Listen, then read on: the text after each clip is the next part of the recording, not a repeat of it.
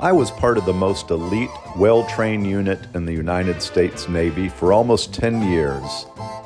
It's not the Navy SEALs, my friend, it's the Navy Band. So it's just such an amazing feeling to finish boot camp. It's one of those things in life that, it was so incredibly difficult, the 8 weeks. But, once I finished that, for the rest of my life, I've always thought if I had a challenge ahead of me, hey, I've made it through boot camp, I could do this. So after that 8 weeks of boot camp, I went back to my hometown, and that would be really one of my last visits back there. And, I don't think I've ever seen my dad prouder. I think every person that we ran into in my little town, my dad would stop him and say, "Oh, my son, he's going to be a sailor. He just finished boot camp." And I think I had about a week there and, just saw some of my friends from my childhood. And, same thing. That was about the last time I'd ever see them because I ended up not going back to my hometown again. And my parents moved away shortly after that. So kind of saw everything and, once again, onto a plane going from 0 miles and now was logging just thousands of miles already. And I was going to fly off to Little Creek, Virginia, and that's where the Naval School of Music is located. Yeah, the Navy School of Music was quite a bit different than boot camp. By that time, it was only musicians that were going to the school. And we did share the school with some other branches, including at that time it was the Marine Corps and the Coast Guard was there as well training. Yeah, it was a bit similar to boot camp in that we had our barracks and a chow hall and had a huge building that was made for the School of Music. One room had the jazz band playing, another room would have the marching band. They had areas for private practice, and it was all consolidated into one small area on the Little Creek base. Yeah, the first thing you notice about the school is that all the company commanders are actually musicians. They've been in the Navy Band for a while and not quite as much yelling. Everything starts to get a little more laid back. And the first thing I did, I got my instrument, which surprisingly was a very nice Selmer saxophone from Paris. And I got my schedule. I had jazz band every day. And one I was a little bit fearful of was a marching band. Yeah, my high school only had jazz music and classical music, but we didn't do any marching. We were the only high school in the state of Texas without a marching band. So it was very tough. When I got to the School of Music in Little Creek, Virginia, one of the first classes was that marching band. And, everyone there had come from a high school where they had marched, and you have to read music. If you can imagine, you're trying to march around and remember these specific left and right and do this and do that. And you're trying to read music off a little bitty piece of paper on a thing called a music lyre that holds it up. And to me, that was maybe the most difficult part of the entire school. So it was kind of terrifying trying to march around and play music at the same time. But probably one of the best things about the marching band was there's a lot of people in it. Everybody's blaring away. And most of the people in the band had come from high schools or college where they were marching out during halftime, during the football game. So, I was able to kind of blend into the background. Most of the time, I would just march around and I would click my keys to act like I was playing, but I'd kind of fade into the background of everyone else. It was definitely my weak point, but, with a bit of work and help from my friends, I ended up being able to march and play at the same time, and that would help me out in the fleet bands, which I was on my way to here pretty shortly.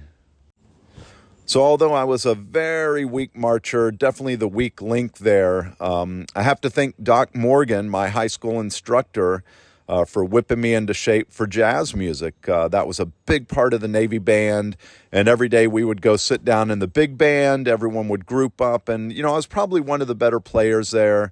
I was playing lead alto saxophone, so I got to shine there, and it gave me a lot of room to make errors in other places in my Navy life because I was so good in the jazz band.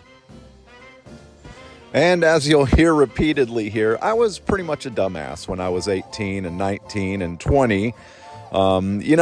Just a lot of partying. The Navy had an atmosphere back then. Drinking was definitely okay. And what I quickly learned is on the weekends, the Marine Corps and the Army, they would go out and do field training. And back then it was segregated. The men would go off and the women would stay back. And you know what? The Navy band, we would take advantage of that fact. And we knew we had all the Marine Corps girls on basic leave for that weekend while the guys were out marching around and getting dirty in the field.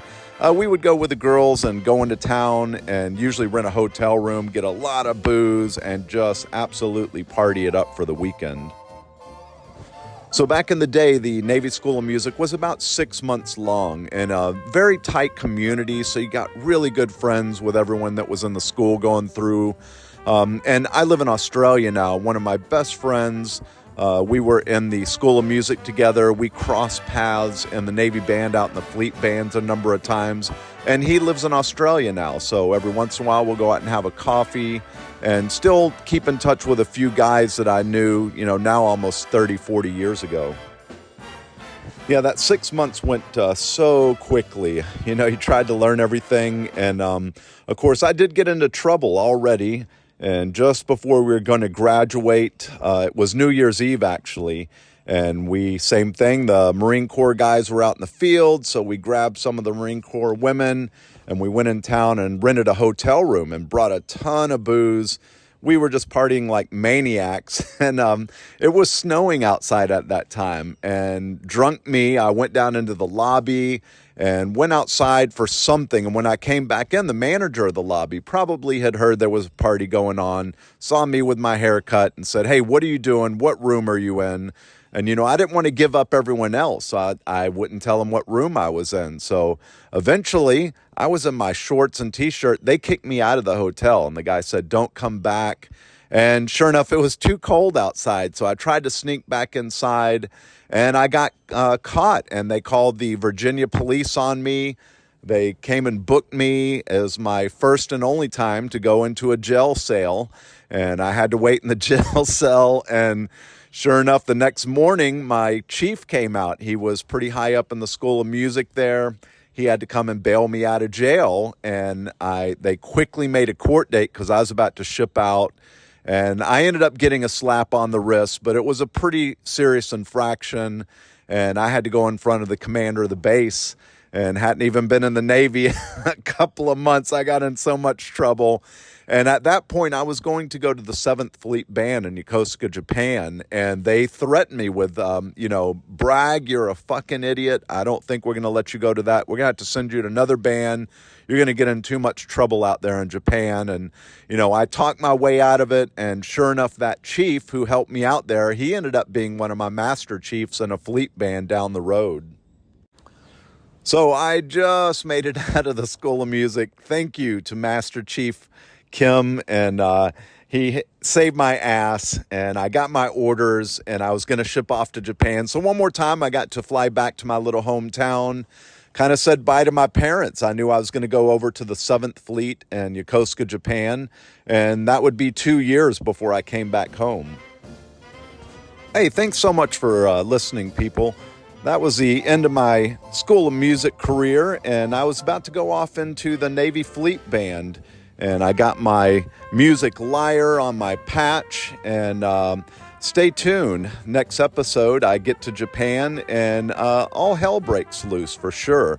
Fair winds and following seas.